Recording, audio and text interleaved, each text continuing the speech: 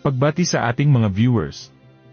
Sa Pebrero 28 na, pinakabagong advisory ng SSS.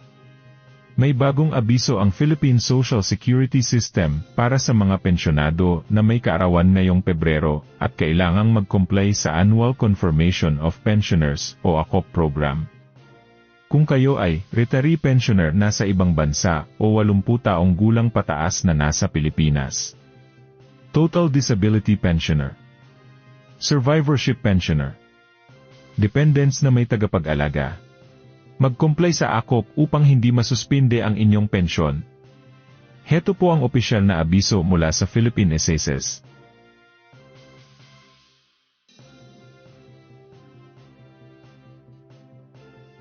Muli, ito ang Senior Balita naghahatid sa inyo ng makabuluhang balita at totoong impormasyon.